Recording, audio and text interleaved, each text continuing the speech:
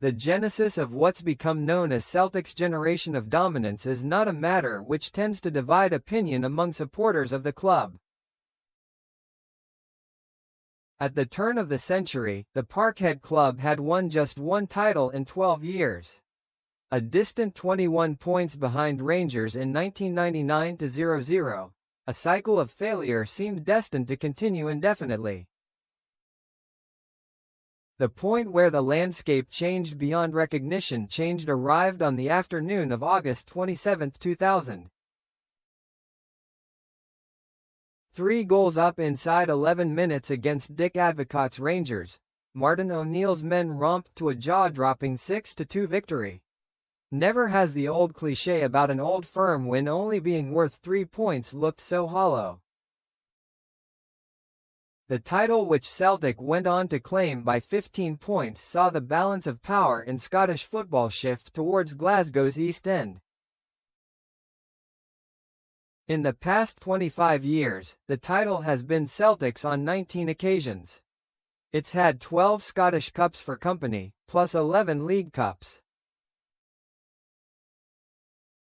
Without the gateway game which immediately became known as Demolition Derby, many feel none of that would have followed.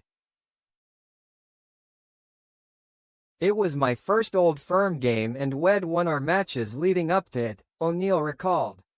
Nothing prepared me for the atmosphere of that game. Did I think it was a turning point? No, absolutely not. In hindsight, it was a seminal moment. It was so early in the season and we went to Ibrox in the November and got mauled. But even though we'd been well beaten, we'd gained confidence from the run we had. I think we actually dropped points the following week at Easter Road, but we turned the corner after that. When I look back on it, it probably was the lift-off moment. There's a certain irony then, in the scenario which O'Neill faces in what he believes will be his last taste of the famous fixture back at the same venue. While the days of quadruple trebles are no more, Celtic have had just enough about them in the past 4 seasons to keep their finger on the big prize. From the very first whistle of this season, though, you could have been forgiven for believing that they were doing their utmost to jeopardize that. Between a spectacular fallout with Brendan Rodgers, abysmal recruitment and Wilfred Nancy's disastrous 33-day tenure, the club's been a basket case. Only O'Neill returning in January and applying some common sense to the situation has belatedly produced the results to keep them in the hunt. But they are hanging on by their fingernails. And if Hearts pull off the unthinkable in the coming week, it will surely signal the end of the runaway success story which O'Neill began writing all those years ago. The manager can now only hope, just as his did on that day a quarter of a century ago, that the current crop of players also come out with all guns blazing. I think we have to. There's no other alternative, he insisted. We have got to get on the front foot as quickly as possible and peg them back if we can. That's the only way forward for us. There's no point sitting back and seeing how the game develops, allowing sides like Rangers to come into the game. Last week, I thought they controlled the first half against Hearts and they will be trying to do the same thing again here. We have a couple of games left and who knows what will happen on Saturday evening with Hearts, at Motherwell. It's still, mostly, within our grasp so we have to go out and win.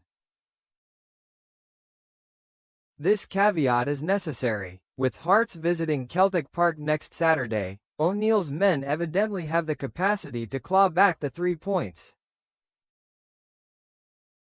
The trouble is an inferior goal difference of 5 which, as things stand, would require them to win their final match by 3 clear goals.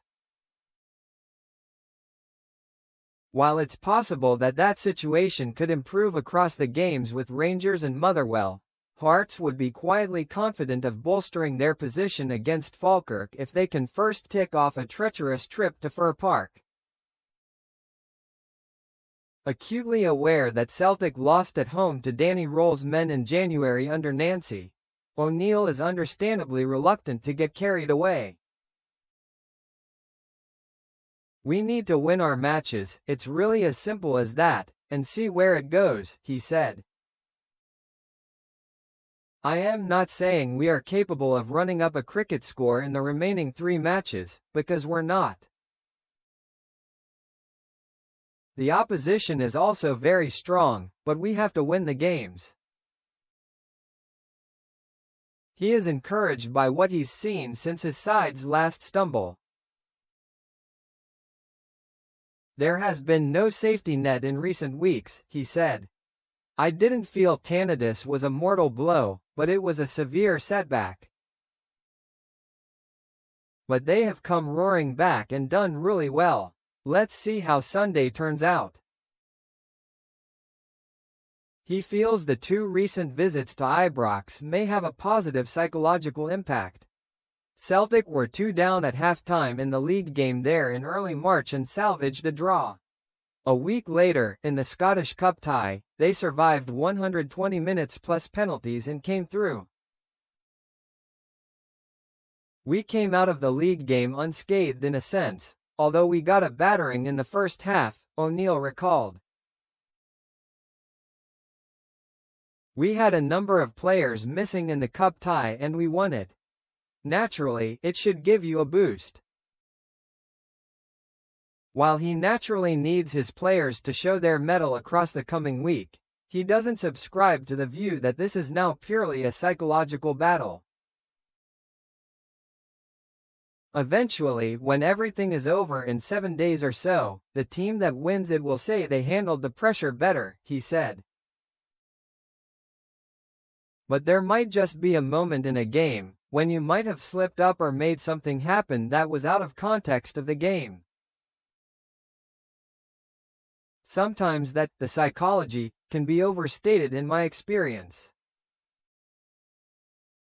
It's a bit like people talking about Arsenal a couple of weeks ago and saying, have they bottled it?